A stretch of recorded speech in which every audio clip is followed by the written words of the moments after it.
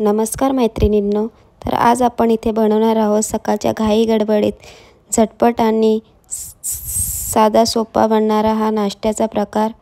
तर इथे मी एक कांदा बारीक असा चिरून घेतलेला आहे. त्यानंतर एक टोमॅटो, एक हिरवी मिरची, कोथिंबीर, चवीनुसार मीठ घ्यायचं आहे. त्यानंतर 3 चमचे बेसन आणि 1 चमचा तांदळाचं पीठ घ्यायचं आहे. त्यामध्ये थोडं थोडं पाणी करून घालायचं आहे आणि व्यवस्थित असं हे मिश्रण मिक्स करून घ्यायचं आहे. त्यानंतर हे मिश्रण एका बाजूला 10 ते 15 मिनिटांसाठी ठेवून द्यायचं आहे.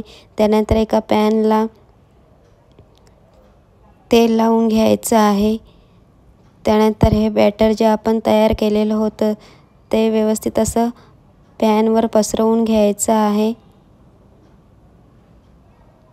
तुम्हाला जर का सकाळची घाई गडबड असेल आणि नाश्त्याला काय बनवू असा प्रश्न पडला असेल तर हा साधा सोपा नाश्त्याचा प्रकार तुम्ही बनवू शकता. खूप कमी वेळात होतो हा नाश्ता तयार. तर तुम्ही एकदा कराल तर तुम्ही रोज रोज हाच नाश्ता बनवाल आणि खाणार.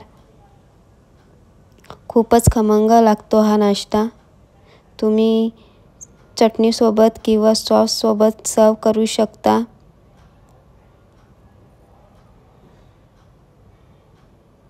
अगदी कमी साहित्यात बनणारा हा नाश्त्याचा प्रकार आहे.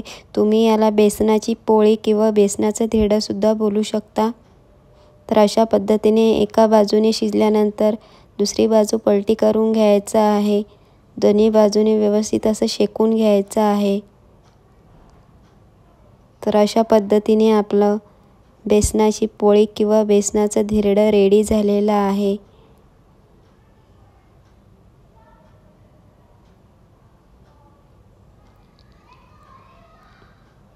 व्यवस्थित असं दोन्ही बाजूने शिजवून घ्यायचं आहे.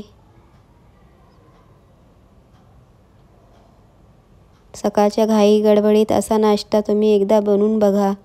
तर अशा प्रकारे आपलं रेडी झालेला आहे सकाळचा नाश्त्याचा प्रकार.